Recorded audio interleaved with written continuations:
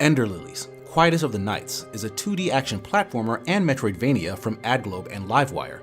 As the last and youngest White Priestess Lily, your sole purpose is to purify the kingdom of Land's End of the Blight, a corrupting rainfall that drives people and creatures mad while granting them immortality.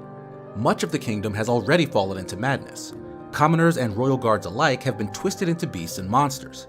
The previous White Priestess managed to bind the spirit of a faithful knight to Lily for her protection, as she's quite young and defenseless. This umbral knight is your first means of attack, and chimes in with limited exposition as you discover new areas or meet special enemies. The story is told through scattered diary entries and boss character monologues upon their defeat. Each one has a tragic history that fits the grim world, but none of their individual tales connected into a compelling larger narrative. Lily can purify these boss enemies and gain their spirits to help her on her quest. Normal enemies have secret boss versions hidden in the environments, where you can gain their attacks for yourself, but the main bosses offer new traversal abilities that allow access to previously unreachable areas. Lily's basic moveset evolves into a suite of double jumps, dashes, ground pounds, and aerial attacks, though movement in combat never felt as responsive as I would have liked. Contextually, it makes sense that Lily feels slow and floaty, and attacks lack proper feedback, since her spirits are doing these actions around her rather than Lily herself, but it still feels off. Relics will allow you to augment some of Lily's passive abilities, or grant new ones, like giving you a parry or slight buffs to attack or defense. You can only equip a limited number of relics, and they have varying costs, encouraging you to mix and match based on the situation. Thorough exploration pays off, as most relics are hidden in hard-to-reach corners of the massive map, and many are invaluable for curbing the high difficulty of the game. Thankfully, you are able to fast travel early on between save points, and you lose nothing upon death. Enemies are varied and thrown at you in frustrating combinations that will test your skill and patience.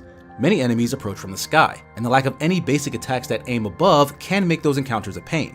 Meanwhile, bosses aren't challenging to fight until near the end of the game, but look fantastic. Presentation is Ender Lily's strongest feature by far. Its gothic watercolor aesthetic is gorgeous. The scenery is highly detailed and gives dark and gloomy locations tons of personality. The musical score is also incredibly impactful. Heavy use of an isolated piano perfectly complements the dark atmosphere. Some areas even incorporate humming from Lily, while boss fights dial up the tension with panicked violins. I reached the ending after about 17 hours, but I ran into a bug that seemingly capped my healing ability to 3 charges, despite finding at least 4 upgrades for it. Thanks to a relic, I was able to occasionally bump that up to 4 healing charges, but the game became far more difficult as a result. Hopefully a patch can iron out that minor annoyance. Ultimately, Ender Lilies is a beautiful and haunting game that mirrors many of the same beats as Hollow Knight, one of my favorite games of the last decade. While its art direction is spectacularly unique, its story and gameplay aren't. Despite that, this is a very strong entry in the genre. Ender Lilies is out June 22nd for Steam and Nintendo Switch, and July 6th for PS4 and PS5 for $24.99.